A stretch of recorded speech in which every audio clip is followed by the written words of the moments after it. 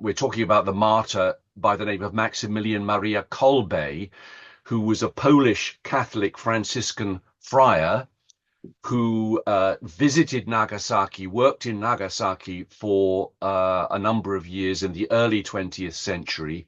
He went back to Poland. He was executed by the Gestapo during the Second World War. So that's part of the story, which we don't particularly need to get into at this moment. But the figure who leaps off the pages of this book is a Japanese individual by the name of Masatoshi Asari. So you now need to introduce us to him, Naoko. Who is he? He was 14 when the war ended in 1945, and he was working for as a for war effort like anybody else. But then at the end of when Japan surrendered and the new era started, he realized that he was brainwashed. All he was taught at school by the adults was a lie.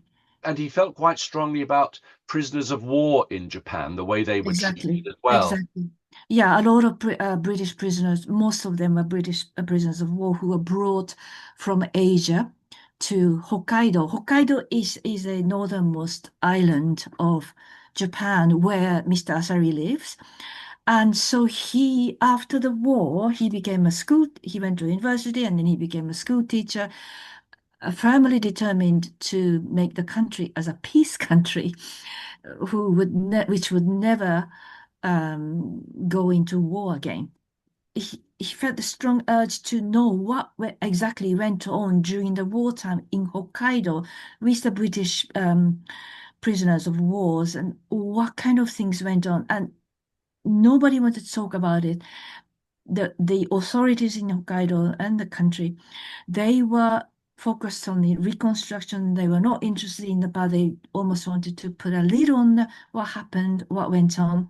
But Mr. Asari, all by himself, sometimes with colleagues, started digging out the history of, negative history of, how the prisoners of war, Allied prisoners of war, were treated badly, how they were poorly treated, and then a lot of them lost their lives, and they were forced to do harsh labors, such as, constructions or in a very, very poor condition, working condition, and, were forced to march to the port, Hokkaido, where he lived, Hakodate, is a port city. So they were marched to singing the Japanese military songs to the port, and then they were forced to dive into freezing water in the water to clean the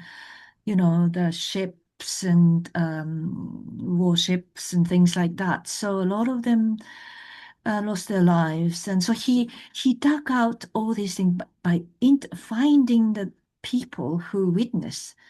The people were still alive back then in the 1950s, 50s, 60s, and 70s. Throughout those years, particularly earlier years, he interviewed people who were still living, witness who were told by the military not to talk about them, but with his persistence and slowly he started finding the true picture of what went on.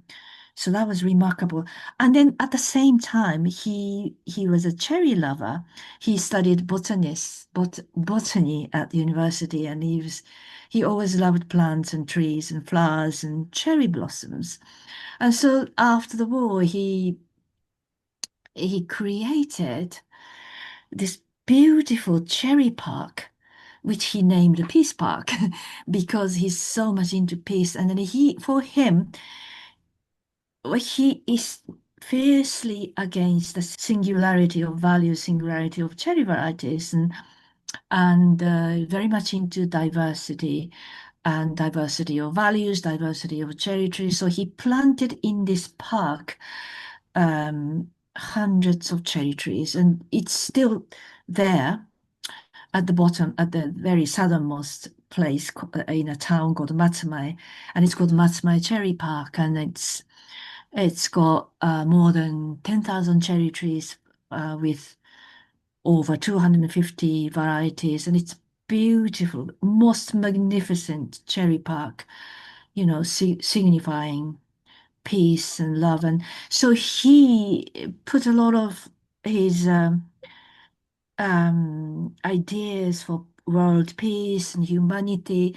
And so he discovered Saint Maximilian Kolbe, who was canonized in 1982 by the Catholic Church, and he discovered that during the 1980s, he discovered that Father Kolbe fought against the evils of Nazism, and that he gave up his life to save another prisoner for the cause of humanity. So Mr. Asari was shocked to discover this man who was so dedicated to humanity and love that he decided to send hundreds of cherry trees to Poland to commemorate Father Kolbe.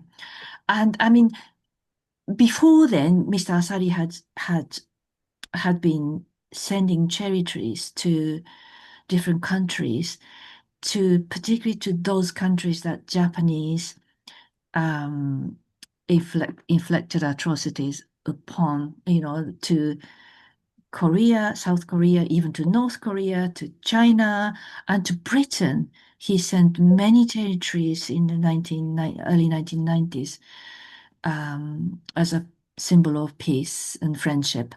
So he has been sending territories to the world as a symbol of peace and friendship, which I Yeah. found extraordinary.